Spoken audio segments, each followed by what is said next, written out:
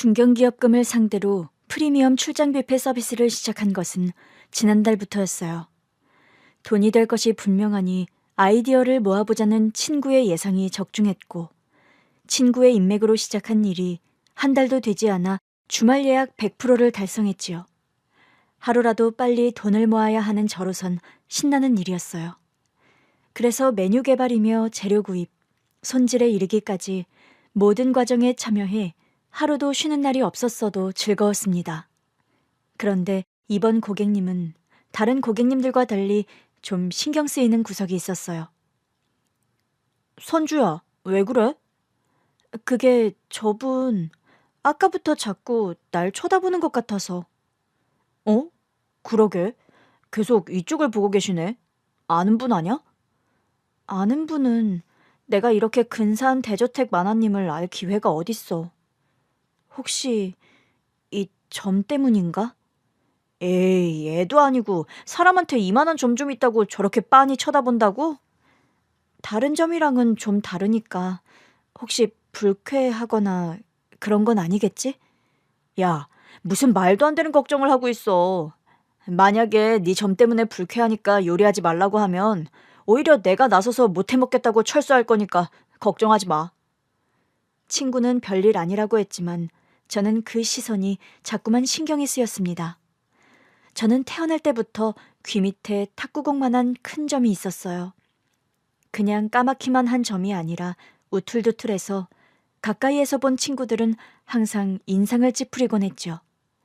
그래서 어렸을 때는 항상 머리를 길게 길러 가리고 다녔는데 요리로 밥벌이 하면서부터는 어쩔 수 없이 머리를 올려묶다 보니 드러날 수밖에 없었거든요. 그래도 어른이 되어 만난 사람들은 대부분 신기하게 생각하면서도 별 생각하지 않더라고요. 그래서 자연스레 저도 잠시 콤플렉스를 놓고 살았는데 가끔 저렇게 빤히 쳐다보는 시선이 있으면 혹시 점 때문인가 하고 위축되곤 했어요. 이럴 줄 알았으면 진작 전부터 수술할 걸 그랬어. 에? 신경 쓰지 말라니까. 그리고 네가 하기 싫어 안 했던 것도 아니고 사정이 있어 지금까지 생각지도 못한 거잖아. 그래도 다른 사람이 불쾌하게 생각할지도 모르니까 했으면 좋았을 텐데. 이번에 엄마 병원비만 해결되면 돈 더 열심히 모아서 전부터 없애야겠어.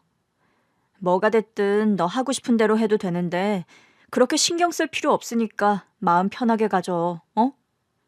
알았어, 고마워. 그래도 그렇게 말해주니 마음이 한결 편하긴 하다. 너 듣기 좋으라고 한 말이 아니라 사실이야, 사실.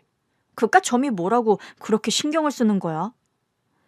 그렇게 친구 덕분에 마음의 짐처럼 내려앉은 점 생각을 털어버리고 음식 준비를 하는데 갑자기 저를 빤히 바라보던 그 집 사모님이 제게 다가오는 겁니다. 뭔가 굉장히 망설이는 듯 머뭇거리더니 불쑥 이름부터 묻더라고요. 저기 셰프님, 혹시 이름이 어떻게 돼요? 네?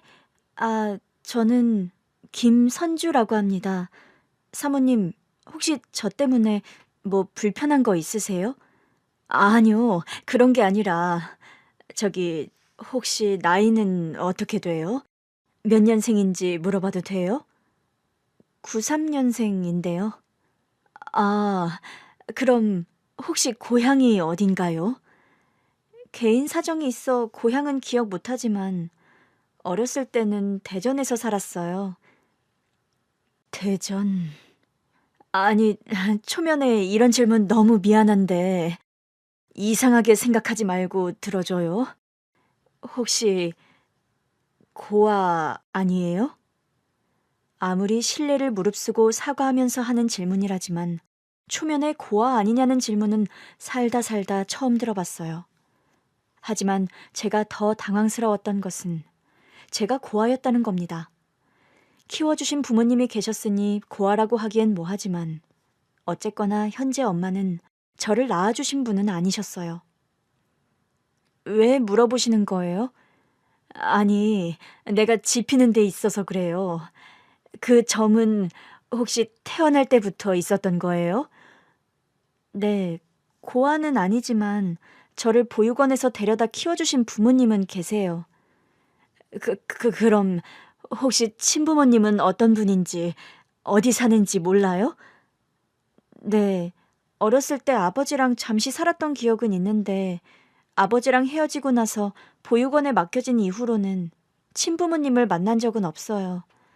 어, 어머, 잠시만 기다려줄래요? 내 짐작이 맞는 것 같아. 어떡하면 좋아. 이것저것 캐묻던 사모님은 갑자기 울먹이며 휴대전화를 찾았고 저를 앞에 두고 갑자기 제가 어디 가기라도 할까봐 제 손목을 쥐며 어디론가 전화하셨어요. 언니, 잠깐만 정원으로 좀 나와봐. 확인할 것이 있어 그래. 언니, 어쩌면 우리 진주 찾은 걸지도 모르겠어. 저는 그 사모님 입에서 진주라는 이름이 나오자 깜짝 놀랐습니다. 제가 어렸을 때 쓰던 이름이 박진주였거든요. 지금 엄마가 저를 입양하면서 선주라는 이름을 주신 터라 무척 오랜만에 듣는 이름이었어요. 그런데 그 이름을 한 번도 본 적 없는 이렇게 근사한 부잣집 대저택 사모님에게서 듣다니요. 전화가 끊긴 지 얼마 안 되어 저택의 현관문이 열렸고 그곳에서 다른 사모님이 바쁘게 뛰쳐나왔습니다. 나올 때부터 제게 시선을 떼지 못한 채였는데 다가와 제 얼굴을 제대로 확인하자마자 저를 와락 껴안고는 엉엉 우시는 게 아니겠어요? 맞아, 우리 진주. 내 딸 진주 맞아. 이 얼굴도, 이 점도 우리 진주 맞아. 네? 진주야, 엄마야. 엄마 기억 안 나니? 제 얼굴을 붙들고 우는 사모님을 보고 저는 아무 말도 하지 못했습니다. 저는 친어머니에 대한 기억이 없거든요.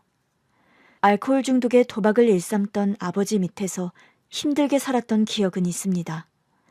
아버지는 어린 제게 술을 사오라, 안주를 사오라 자주 심부름을 시켰어요.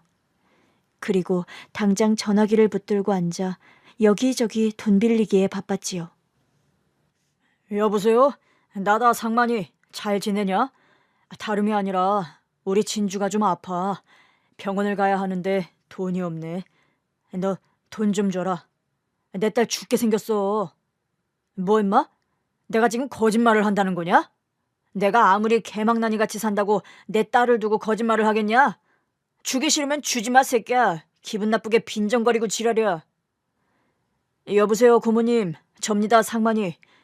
예, 박 숫자 철자 장남 박상만이요. 다름이 아니라 제 딸이 이번에 교통사고가 크게 났지 뭡니까? 수술비가 필요한데 돈이 없어요. 그래서 제가 어렵사리 고모님한테까지 연락을 드렸습니다. 아휴, 면목이 참 없어요. 조금이라도 좋으니 좀 도와주십시오. 십시일반 모이면 제 딸도 벌떡 일어나지 않겠습니까? 그렇게 종일 전화기를 붙들고 혈연이 됐든 그냥 알던 사이든 전화번호만 알면 그저 전화하기 바빴던 것 같아요. 제가 병에 걸렸다, 교통사고가 났다며 지인들에게 돈을 달라고 했지만 그때 저는 텔레비전을 보는 척 구석에 앉아 그 이야기를 다 듣고 있었습니다. 왜 아버지는 거짓말을 할까? 왜 아프지 않은데 내가 아프다고 하는 걸까? 어린 나이에도 거짓말을 하는 아버지가 이상하다고 생각했던 것 같아요. 그렇게 돈이 조금이라도 모이면 아버지는 밤새 나가 돌아오지 않았지요. 그때는 잘 몰랐는데 그게 다 불법적으로 돈을 벌기 위해 나간 것이었어요. 어렸을 때라 그게 뭔지 몰랐는데 나중에 큰 후에야 그게 뭐인지 알았죠. 아빠, 나 머리 아파. 뭐? 아이씨, 돈 줄 테니까 약국 가서 약 사 먹고 누워있어. 아빠, 오늘은 안 가면 안 돼? 야, 내가 안 가면 돈은 누가 벌어와? 아빠 하는 일 방해하지 말라고 했지? 아버지는 제가 아파 시름시름 앓는 날에도 어김없이 집을 비우곤 했습니다. 근데 그때 제가 꽤 아팠을 거예요. 너무 어렸을 때라 정확한 병명까지는 기억이 안 나는데 혼자 앓다가 무슨 생각인지 집 밖으로 나와 돌아다니다 집 앞에서 쓰러진 저를 이웃 아주머니가 보고 신고를 해서 구급차에 실려갔었거든요. 결국 며칠 입원했었어요. 아버님이 하도 퇴원해달라 성하시니 퇴원은 허락하지만 진주 절대 안정이 필요해요. 며칠은 경과를 지켜봐야 하니 절대 혼자 두시면 안 되고요. 예, 알겠습니다. 아버님, 진지하게 들으세요. 이번에 진주 정말 큰일 날 뻔했다고요. 성인도 열이 그만큼 오르면 맥을 못 추고 쓰러지는데 진주는 오죽 힘들었겠습니까? 예, 알았다고요. 누가 뭐래도 내가 진주 애비인데 걱정해도 의사 선생보다 제가 더 하지 않겠습니까? 그렇게 아직 다 낫지 않은 저를 퇴원시킨 이유는 병원비 때문이었어요. 기력이 하나도 없어 걷지 못하는 저를 업어서 병원을 나왔는데 저를 등에 업어놓고도 아버지는 돈 잡아먹는 귀신이라고 투덜거렸죠. 아프다 핑계대고 돈을 받아먹어 그런가. 진짜 아프고 지랄이네. 괜히 데리고 나왔나. 돈 잡아먹는 귀신이 따로 없네. 그때는 그게 무슨 말인지 몰랐어요. 나중에야 오기를 부려 저와 엄마를 떼어놓은 것에 대한 아주 잠시간의 후회인 것을 알았지요. 게다가 저를 퇴원시켜야 하는 또 다른 이유가 있었으니 바로 불법으로 돈을 버는 일 때문이었습니다. 밤마다 운을 걸어 돈을 벌어야 하는데 제가 병원에 있으면 옆에서 지키고 있어야 하니 발이 묶여 싫었던 거예요. 근데 아픈 저를 혼자 두고 갈 수 없으니 결국 저를 데리고 간 것이지요. 그곳은 어른들의 거친 말과 담배 냄새로 숨을 쉴 수도 없을 만큼 답답한 곳이었습니다. 야, 아무리 그래도 그렇지 어떻게 이런 데 딸을 데리고 와? 그럼 애가 아프다는데 그냥 두고 오냐? 내가 오늘은 딱 감이 오거든. 오늘 아주 내가 다 쓸어버릴 테니까 각오하라고. 참나, 그놈의 감은 왜 왔다가 결정적인 순간에 항상 사라진대? 애가 아프면 그냥 데리고 가서 재워. 병 만들 일 있어? 그나마 다행인 것은 그곳의 아저씨들은 저에게 1,000원씩 용돈도 주고 과자 같은 간식도 사주고 한 거예요. 그런데 문제는 그 뒤로 저를 데리고 다닐 만하다고 생각한 아버지가 늘 저를 데리고 그곳에 갔다는 겁니다. 솔직히 7살밖에 안 된 제가 거기서 무슨 재미가 있었겠어요. 늘 아버지가 집에 가자고 하길 기다리면서 초코파이나 새우깡으로 지루한 시간을 버텨야만 했죠. 그러던 어느 날이었어요. 아, 이거 사기 아니야? 내가 분명히 봤다고, 저 자식 수작질 부리는 거. 무슨 말이야? 이거 생사람을 잡고 있어. 이거 한통속이야, 그치? 김씨, 최씨 둘이 편먹고 그러는 거 아니야? 이봐 박씨, 하기 싫으면 말어. 이 바닥 일 하루 이틀 일도 아닌데 왜 우기고 지랄이야? 됐어, 다시 해. 뭘 다시 해? 돈이나 내놔. 지금 박씨 앞으로 걸린 돈이 얼마나 되는 줄 알아? 그곳의 아저씨들은 아버지가 돈을 가지고 오기 전에는 다시는 함께 놀지 않겠다고 했고 결국 아버지는 돈을 구하기 위해 잠시 자리를 떠야 했어요. 저도 아버지를 따라 나서려는데 그때 아버지가 그랬습니다. 아, 진주, 너는 잠깐 여기 있어라. 아빠 금방 갔다 올게. 나도 같이 갈래. 너 데리고 가면 어느 세월에 갔다 와. 금방 갔다 올 테니까 여기 있어. 아빠, 나도 갈래. 박진주, 너 아빠 말 안 들어? 아빠 말 안 들으면 어떻게 된다 그랬어? 혼자 살아야 한다고. 혼자 살고 싶어? 아니.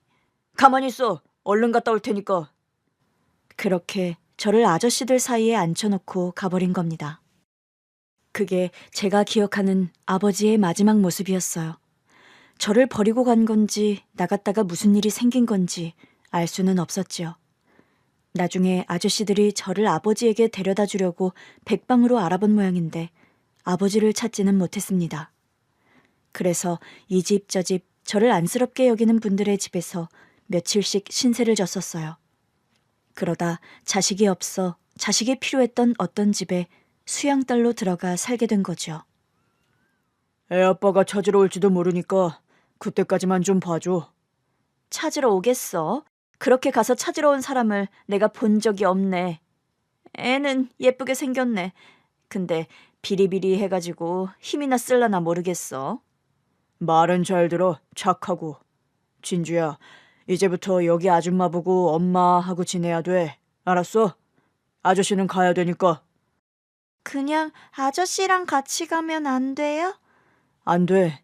아저씨 집에도 언니 오빠가 셋이나 있잖아. 너도 봤지?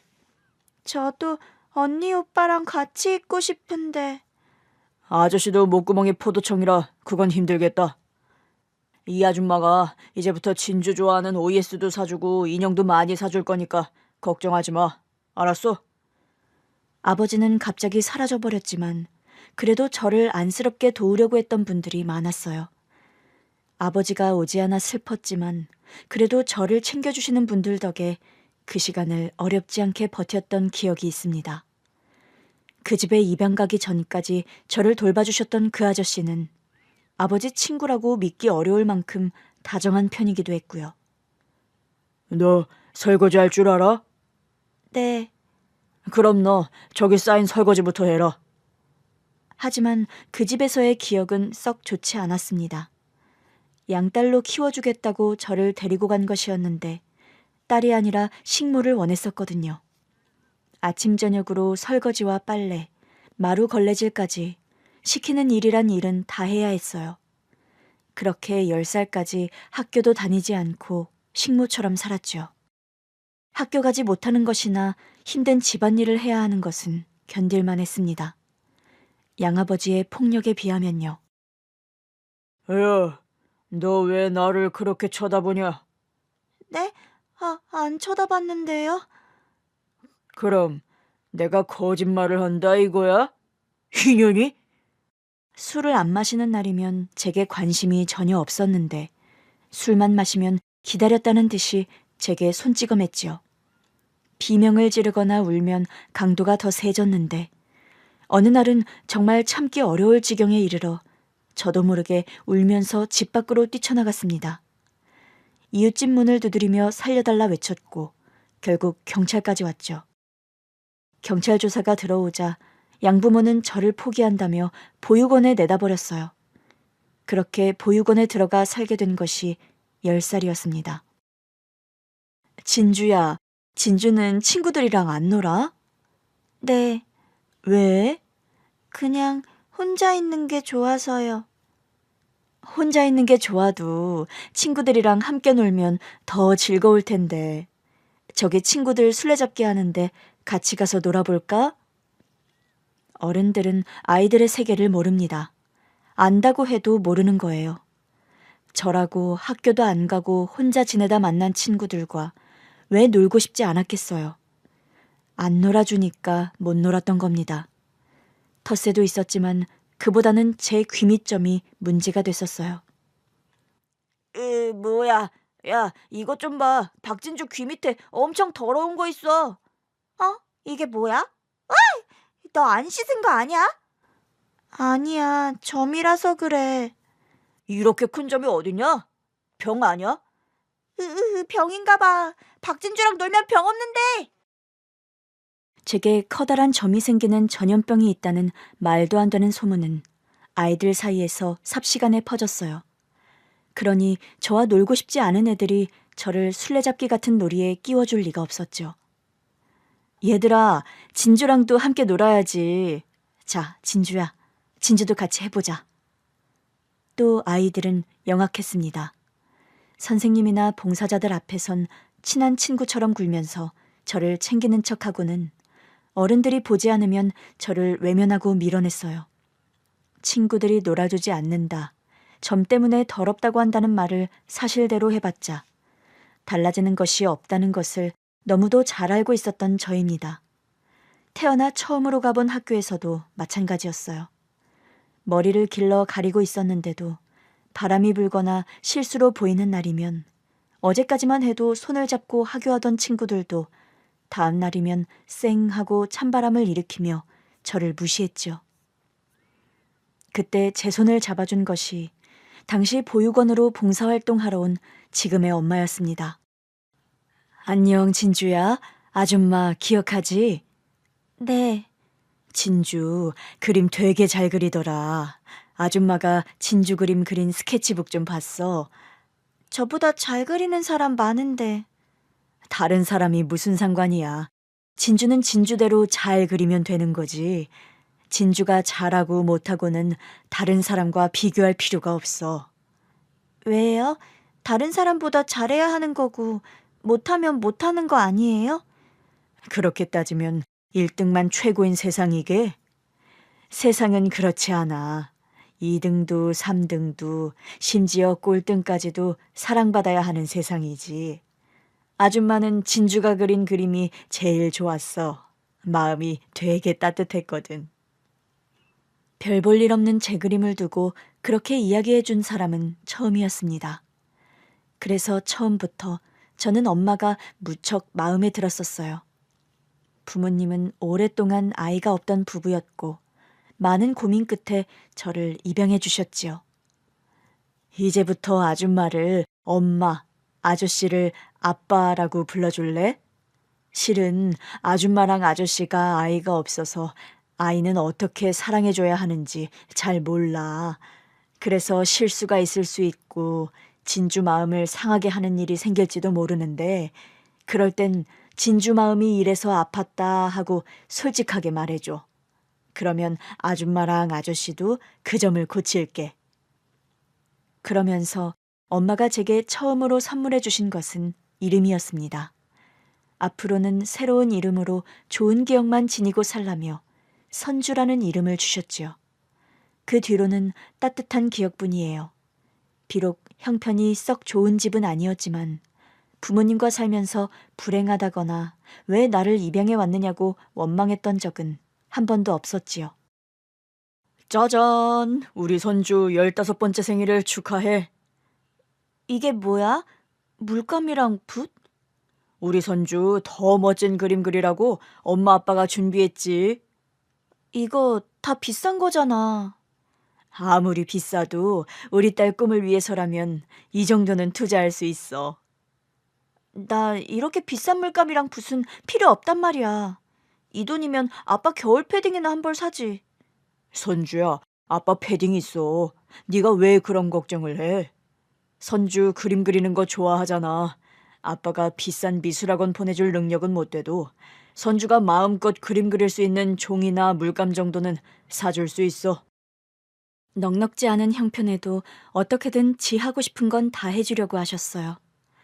솜이 다 죽은 겨울 패딩을 버리고 새 패딩 하나 사는 건 아깝다고 생각하시면서 철마다 제 옷은 꼭 새 걸로 사주려고 하셨고요. 비나 눈이 오면 제가 우산을 가지고 갔어도 늘 학교로 마중 나오려고 하셨죠. 아이 참, 엄마, 비가 이렇게 오는데 왜 나왔어? 왜 나오긴? 우리 딸 데리러 나왔지? 나 우산 가지고 왔단 말이야. 번거롭고 귀찮게 뭐하러 나왔어? 우리 딸 데리러 오는데 번거롭고 귀찮은 일이 뭐가 있어.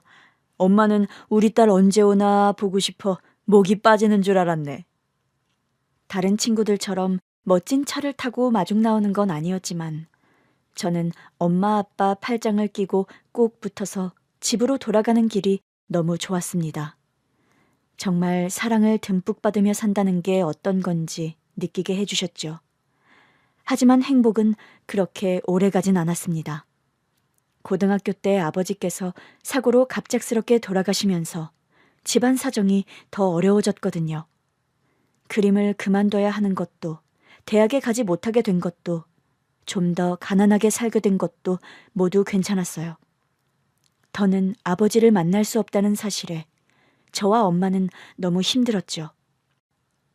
선주 아빠, 선주랑 나는 어쩌라고 이렇게 허무하게 가버려요. 이제 우리 둘이 어쩌라고. 엄마, 진정해. 진정하고 밥 좀 먹자. 어? 선주야, 우리 이제 어쩌니? 너희 아빠 없이 너랑 나만 어떻게 살아? 특히 엄마는 세상에 둘도 없는 벗을 잃은 듯이 무척 힘들어하셨고 저는 그런 엄마를 보는 게 너무 괴로웠습니다. 아버지를 잃었지만 저는 슬픔에 정신줄을 놓고 있을 새가 없었어요. 엄마를 챙겨야 했으니까요. 엄마, 나 아르바이트 구했어. 아르바이트? 웬 아르바이트? 네가 왜 아르바이트를 해? 선주야, 설마 생활비 부족할까 봐 그러는 거야? 쓸데없는 걱정하지 마. 엄마가 너한테 돈 벌어오랬어? 그게 아니라 나는 그냥 엄마한테 도움이 되고 싶어서. 솔직히 나 이 정도 그림 실력 갖추고 미대는 택도 없어. 그렇게까지 대학에 가고 싶은 것도 아니고. 내가 아빠만큼은 못해도 엄마랑 나랑 둘이 오붓하게 살 수 있을 정도는 벌 수 있도록 할 테니까 엄마도 내 학비 때문에 전전긍긍하지 않았으면 좋겠어. 선주야, 네가 대학에 안 가면 엄마가 나중에 네 아빠한테 면목이 없어. 아빠랑 약속했단 말이야. 너 하고 싶은 공부만큼은 어떻게든 시켜주겠다고. 일단은 아빠 앞으로 나온 보험금도 있고. 내가 그 돈으로 어떻게 대학을 가. 나 정말 대학 가고 싶은 거 아니야. 엄마 생각해서, 우리 형편 생각해서 그냥 하는 말이 아니라 난 그냥 엄마랑 행복하게 사는 거, 그거 하나야. 어떻게든 대학에 보내려는 엄마를 설득해 학교 끝나고 식당에서 아르바이트를 시작했어요. 처음에는 서빙부터 시작했다가 바쁠 때 주방 일을 조금씩 돕다 보니 어느새 칼을 쥐고 불 앞에 서 있더라고요. 그런데 생각보다 그게 적성에 맞았고 제가 요리하는 것을 즐기고 있다는 것을 알게 된 겁니다. 신은 한쪽 문이 닫히면 다른 쪽 문을 열어두신다더라. 어쩌면 이 일이 너에겐 열린 문이 될지도 몰라. 사장님은 그렇게 말씀하시며 제게 요리의 기본기를 알려주셨죠. 그렇게 고등학교를 졸업하자마자 저는 조리사 자격증부터 따기 시작했어요. 돈을 벌면 그 돈으로 학원에 등록하고 저녁에는 일을 다니면서 한식, 중식, 양식, 일식을 다 땄지요. 엄마, 나 합격이래. 드디어 일식조리 기능사까지 땄어. 장하다 우리 딸. 기어이 일식까지 다 딴 거야? 내 가장 소박한 꿈 중에 하나였잖아. 요리 자격증 4개 따기.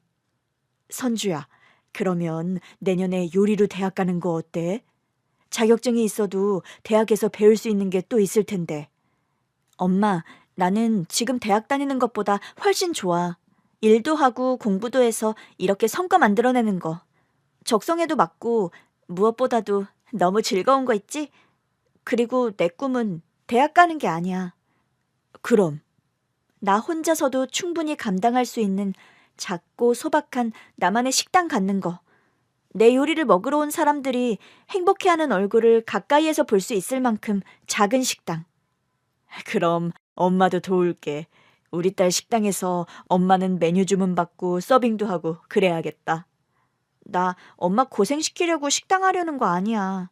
엄마는 아무것도 안 해도 돼. 내가 식당에서 돈 많이 벌어 엄마 호강시켜줄 테니까. 그렇게 이제 제 식당 오픈을 목표로 두고 열심히 달리던 어느 날이었어요. 엄마가 일하다 쓰러져 병원에 실려가셨는데 검진 결과 심장에 문제가 있어 수술이 필요하다는 것이었죠.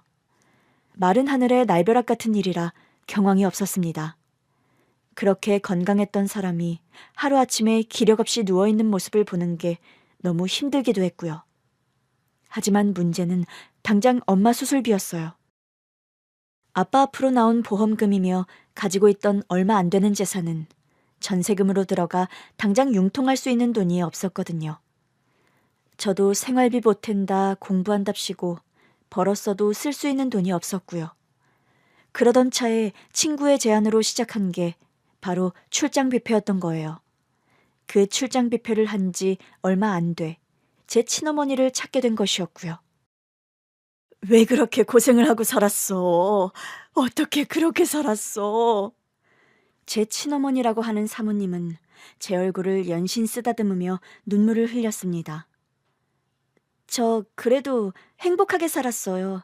말씀드렸다시피 아낌없이 사랑을 주셨고 고생스러웠어도 불행한 건 아니었어요. 지금 너를 키워주신 어머니는 그렇다 치지만 나는 도저히 용서가 안 된다, 네 아버진. 널 그 끔찍한 곳에 두고 가다니. 그 뒤로 정말 만난 적이 없어? 없어요. 찾으려 해본 적도 없고 실은 만나고 싶은 생각도 없어요. 그래, 만날 필요 없다. 그 빌어먹을 벌레 같은 사람은 부모 자격도 없어. 사모님은 불같이 화를 내며 친아버지를 향해 거침없이 욕을 했지요. 그러면서 일하던 중인 제 손을 잡아 끌고 저택 안으로 들어가려고 했습니다. 진주야, 여기서 고생하지 말고 얼른 들어가자. 네가 이런 걸 왜 해? 네? 하지만 이건 제 일인데요. 그리고 언니, 일단은 하던 일은 하게 해야지.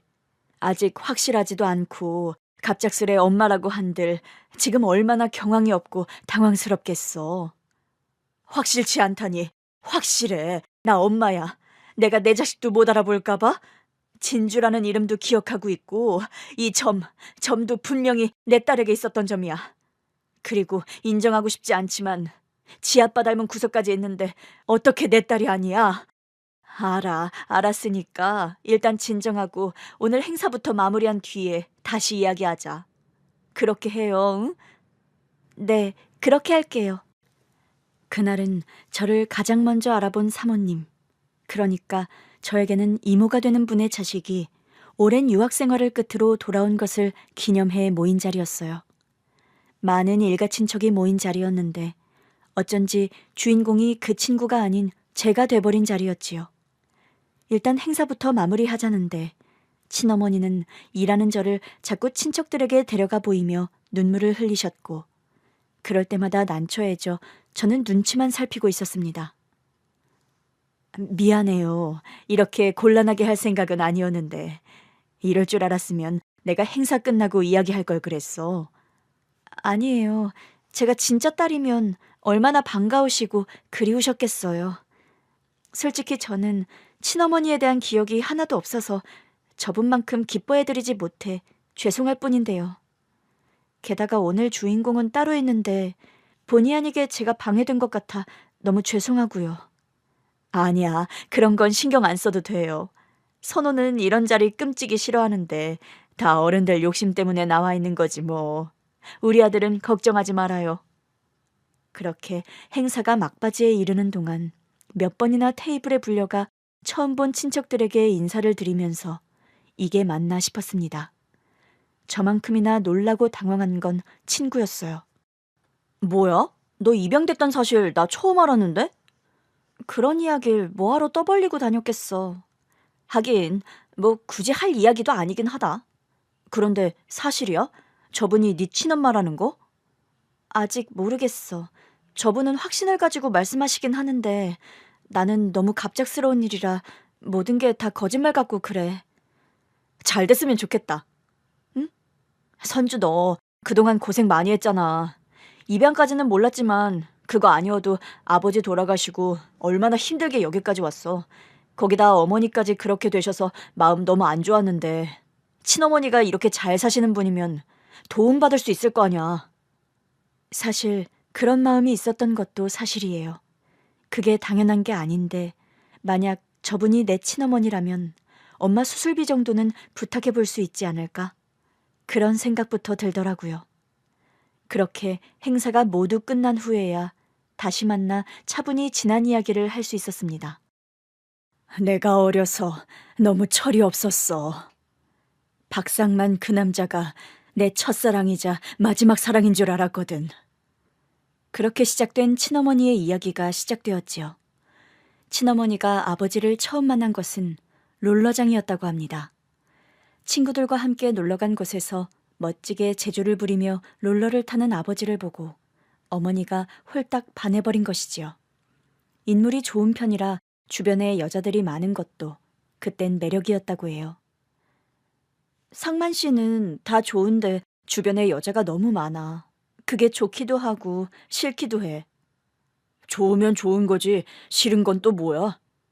그 많은 여자 중에 나를 선택했다는 건 좋은 거지만 나를 선택한 걸 알면서도 여전히 주변에 여자들이 많아 싫다는 거야. 그러니 노선 똑바로 했으면 좋겠어. 주변 여자들한테 쓸데없이 눈길 주지 말란 말이야. 참나, 나는 주지도 않는데 그들이 주는 걸 어떡하나? 보지 말라고 상자를 뒤집어 쓰고 다닐 수도 없는 노릇인데 말이야. 사랑을 하면 흔히들 눈에 콩깍지가 씬다고 하죠. 딱 그 짝이었답니다. 행동이며 말투며 뭐 하나 거슬리는 게 없이 다 좋기만 하더래요. 지금 생각하면 거만하기 짝이 없는 행동이었고 정 떨어지게 하는 말이었는데도요. 근데 예영이네는 그렇게 잘 사나? 못 살진 않지. 아버지가 큰 공장을 몇 개나 가지고 있는 식품회사를 하시거든. 하, 대단한 집따님이셨네. 근데 어쩌나?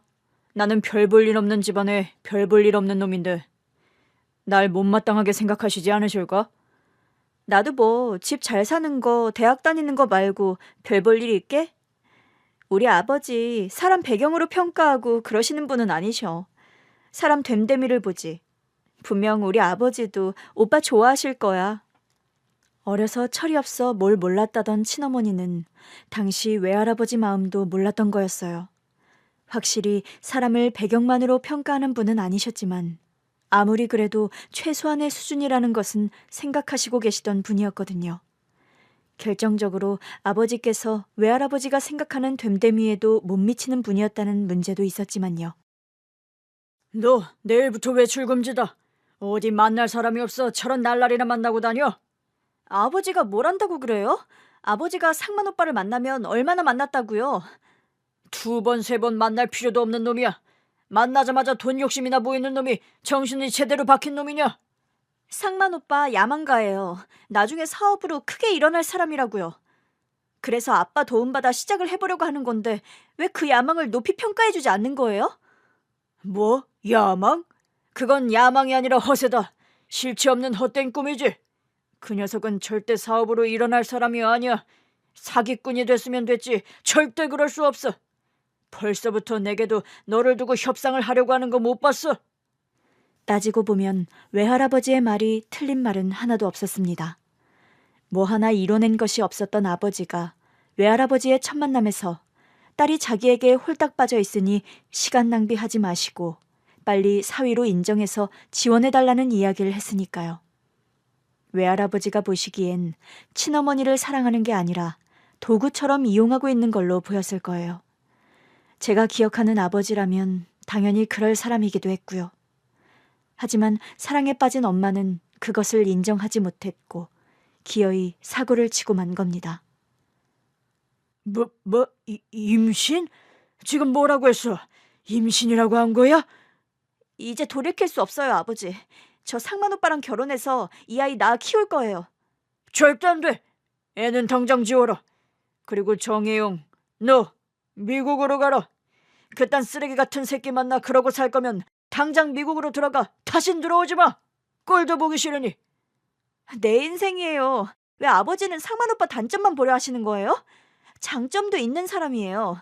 자꾸 단점만 보려 하시니 단점만 보이시는 거라고요.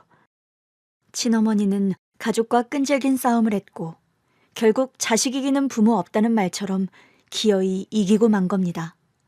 하지만 외할아버지도 그렇게 순순히 받아들여 주시진 않았다고 해요. 내 밑으로 들어와 밑바닥부터 일을 배워라. 애영이 말대로 네가 됨됨이가 된 사람이라면 네 그릇이 얼마나 넓고 깊은지 내게 증명해야 할 거다. 모든 건 그 이후부터다. 결혼도 혼인신고도 너를 내 가족으로 인정하는 것도 말이야. 외할아버지는 마음 단단히 먹었다는 듯 그렇게 으름장을 놓았고 친어머니는 이제 모든 것이 해결된 듯이 기뻤다고 합니다. 콩깍지가 씬 어머니는 그 기회가 아버지의 진가를 보여줄 수 있는 절호의 찬스라고 생각한 거죠. 하지만 그건 어디까지나 어머니의 착각이었을 뿐이었어요. 아버지는 외할아버지의 회사에서 번번이 실수하고 심지어 그 실수를 인정하지 않는 태도 때문에 직원들의 미움을 샀거든요. 어이씨, 진짜 내가 언제까지 일을 해야 해? 오빠 왜? 일이 힘들어? 야, 명색이 내가 이 집 장녀랑 결혼해 첫 번째 사위가 될 사람인데 밑바닥에 있는 애들이랑 나란히 서서 일을 해야 한다는 게 말이 돼? 아버님 해도 너무한 거 아니야? 계속 그 일을 시키려는 게 아니라 아버지 딴에는 일종의 시험을 보려 하시는 거니까 조금만 더 참아보자, 응? 아 몰라, 네가 좀 말 좀 해봐. 진짜 열받아 못 해먹겠네. 당장이라도 무슨 일이 터질 것 같은 시한폭탄처럼 굴면서 회사를 다니는 바람에 평가도 썩 좋지 못했다고 해요. 그러다 보니 친어머니는 불안이 커졌고 그 와중에 저를 출산하게 된 것이죠. 그쯤 되니 외할아버지께서도 슬슬 설득을 하시더랍니다. 애용아, 우리 집에서 네가 낳은 애 하나 키우는 거 일도 아니다. 너도 슬슬 느끼고 있지 않아? 박상만 저거 인간되게 글렀다. 어떻게 하면 사람이나 부리며 편하게 살까 그궁리만 하는 아주 인간 쓰레기 같은 놈이야. 애초에 너를 아꼈으면 겨우 대학에 들어간 너를 임신시키는 일도 없었을 거다. 하지만 정신 차려라. 진주 데리고 미국에 있는 고모한테 가 있어. 그리고 내가 나오라고 할 때까지 아이 키우면서 지내라. 슬슬 콩깍지가 벗겨지고 있는 와중이었지만 그래도 친어머니는 제 아버지가 인정받기를 원했어요.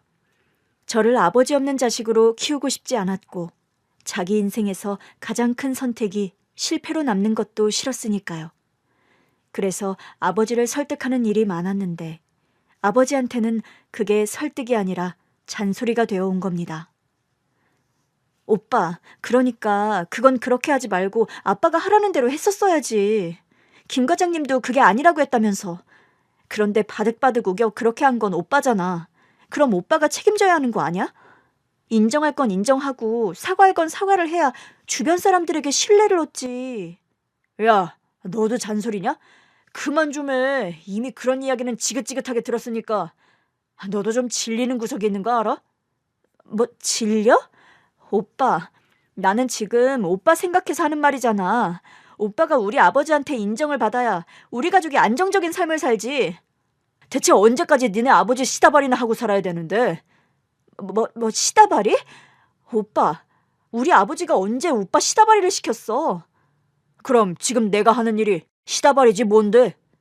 야, 나는 너랑 결혼하면 기깔나게 좋은 차에 기사 끌고 다니면서 목에 힘 좀 주고 다닐 줄 알았어.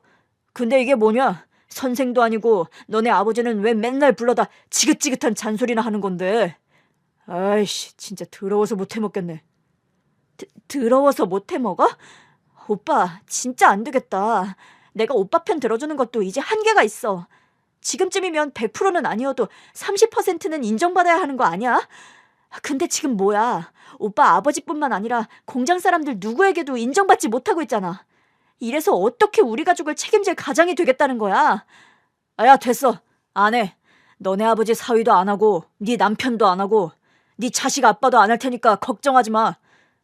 안 하면 그럼 뭐 헤어지기라도 하자는 거야?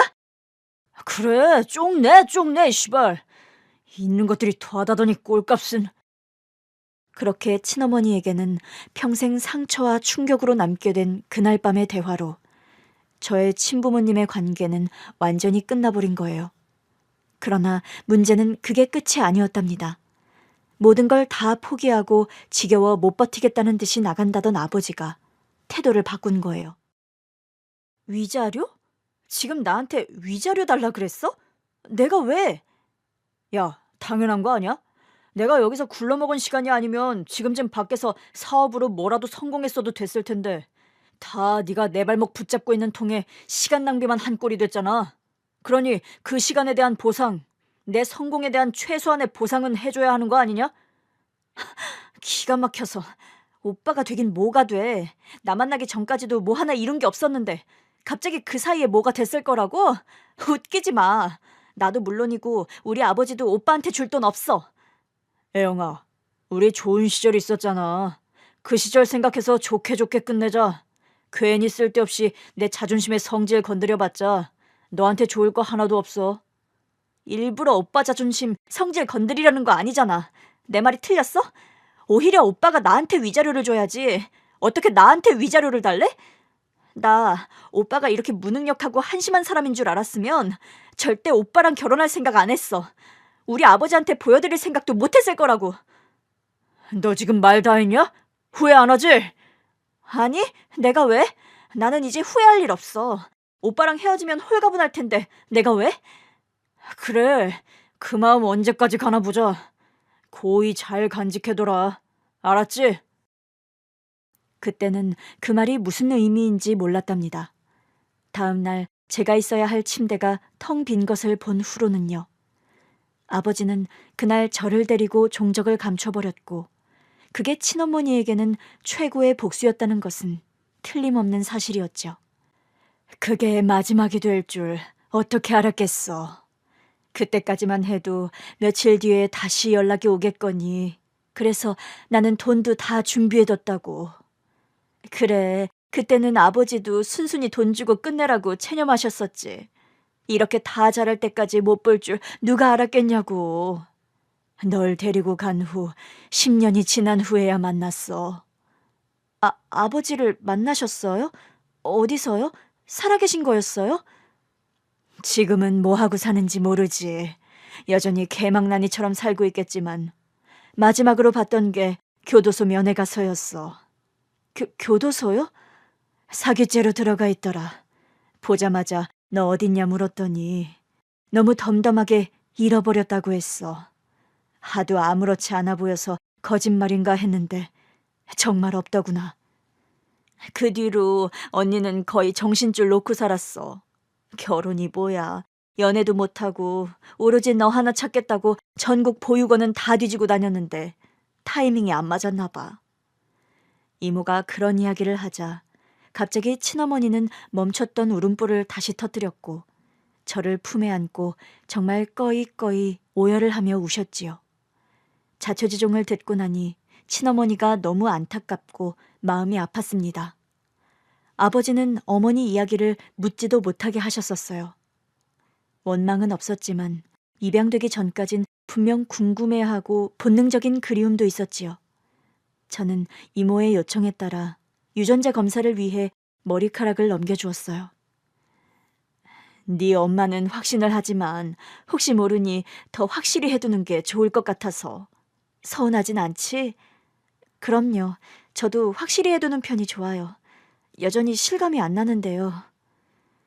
그렇게 집으로 돌아와 엄마를 보니 그제야 눈물이 나더라고요.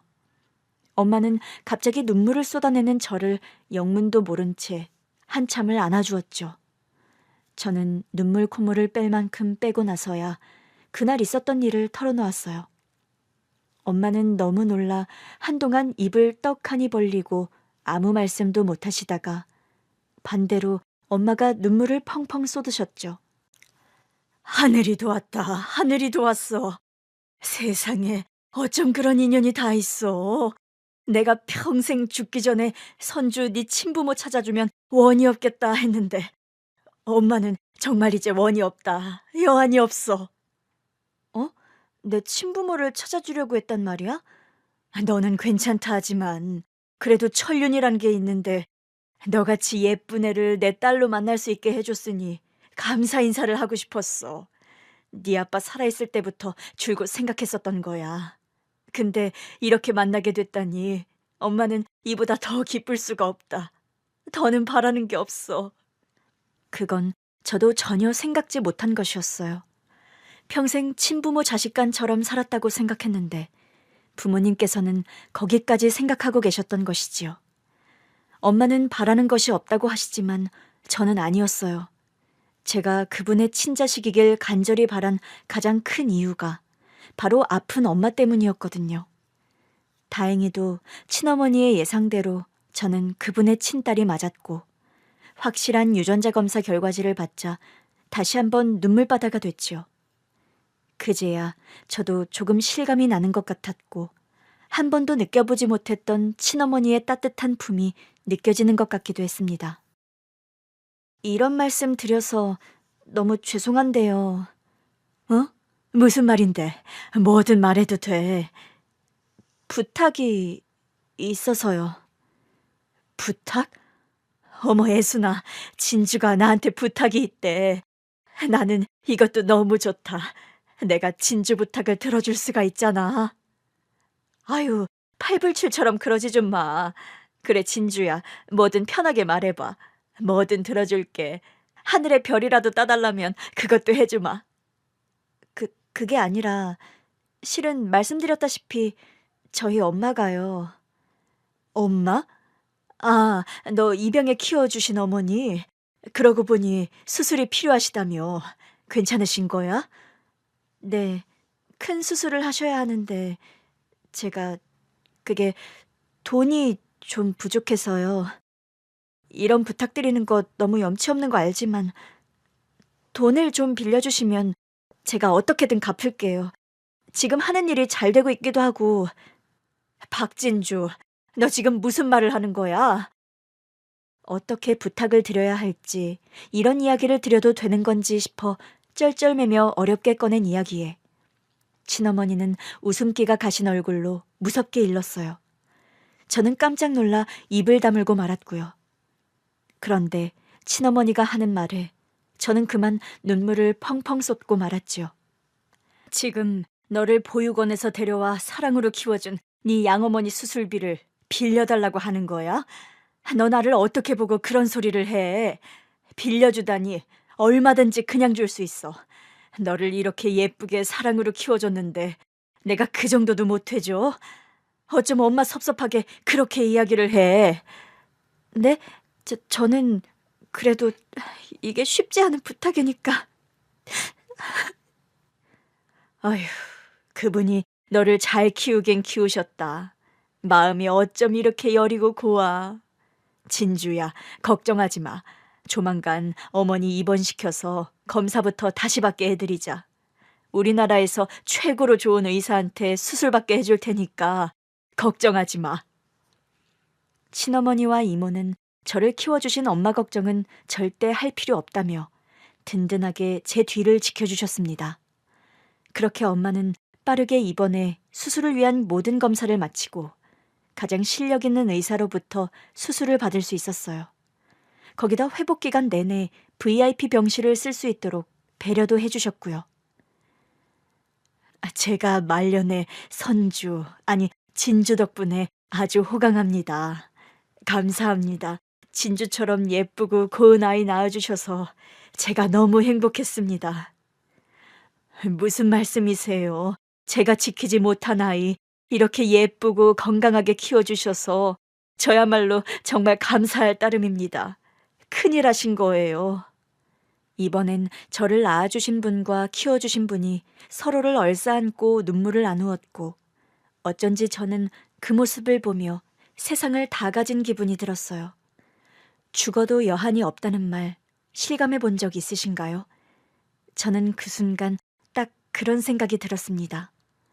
그 이상 뭔가를 바라면 그건 정말 양심 없는 사람이겠다 싶을 정도로 완벽한 순간이었거든요. 그런데 친어머니가 슬쩍 제게 다른 제안을 하시더라고요.